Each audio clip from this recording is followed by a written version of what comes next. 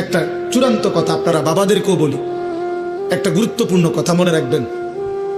কোরআন শরীফে আছে, কেউ যদি গুনাহ লাগাতার করতে থাকে, খোদার কসম আল্লাহ একদিন নারাজ হয়, আর সেদিন আল্লাহ পাক ইচ্ছা করে তাকে আল্লাহ তাআলা পথভ্রষ্ট করে দেয়। আর কোনোদিন আল্লাহ ইচ্ছা করেই তারে আর হেদায়েত দেয় না, আলোর পথে ফিরতে দেয় না, কল্যাণের পথে আসতে দেয় না, জান্নাতের পথে আর আসতেই দেয় না। খোদার কসম, এটা কোরআন শরীফের আয়াত। আল্লাহ বলছে, একদিন আমি সত্যি সত্যি রাগ করলে ফাআনসাহুম আনফুসাহুম, আমি আল্লাহ নিজেই তোর আখিরাত ভুলায় দেব। যা, ঠিক আছে বান্দা, গরু ছাগল কুকুর বিড়ালের মতো খা, ঘুমা, পেশাব পায়খানা কর, যৌন চাহিদা মনে পূরণ কর, ঠিক আছে বান্দা, খালাস। নুয়াল্লিহি মা তাওয়াল্লা ওয়া নুসলিহি জাহান্নাম।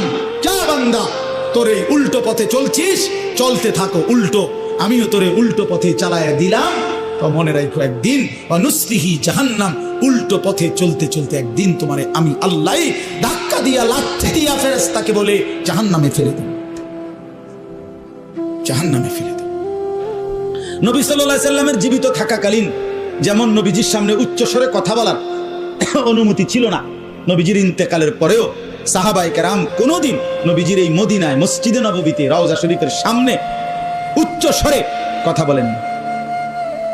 ইন্তেকালের পরে হযরত ওমর রাদিয়াল্লাহু তাআলা আনহুর জামানায় একবার একজন লোক মসজিদে নববীতে রওজা শরীফের পাশে মুসলমান ইমানদার বয়ান করতেছিলেন, কথা বলতেছিলেন, একটু জোর আওয়াজে কথা বলছে।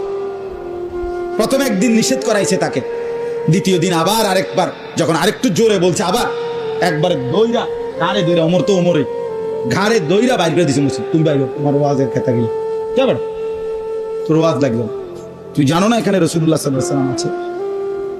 তার সামনে যে উচ্চ আওয়াজে কথা বলা নিষেধ, এটা তার জীবিত থাকাকালীন যে হুকুম, ইন্তেকালের পরও এই হুকুম। এখন মক্কায় পুলিশ, যারা মক্কার পুলিশ মসজিদে হারামে এই হজ্জের, আমরা সবসময় দেখি, এবারও দেখছি, এখানে এরা চিল্লা বেশি, মক্কার পুলিশ মানে হাজি তারিক তারিক, হাজি রাস্তা রাস্তা, মানে সরো হাজি, শুধু ডাকে, শুধু আওয়াজ করে মুখ দিয়ে, আর মদিনায় শুধু হাত দিয়ে টানে। বুঝছেন? আমারও একদিন এই রওজা শরীফে সালাম দিতেছি, আমি আর লড়ি না, হেতেও আমার 2-3 ইশারা দিছি, কিন্তু আমি লড়ি না, সে আমার দইয়ের কাছে দিয়ে গেছে। তা আমার সাথের যারা, তারা হাসতেছে, হুজুর আপনি তো একটা ঠেললে আনি লইয়া পড়ছে। আমি বলি, হে হের ডিউটি করছে, আমি আমারটা করছি, ওর দায়িত্ব আমার ঠেললে হানি দিয়ে, আমার দায়িত্ব চেষ্টা করে আমার নবীর সামনে কিন্তু দাঁড়ায় তো খালাস। কিন্তু বলতেছিলাম যে ওই মুখে কি করে না, এরা চিল্লায় না, চিল্লায় না, এখানে একের সেম আচরণ, মানে মক্কায় এরা আওয়াজ করে মুখ দিয়ে, বারবার বলে, বারবার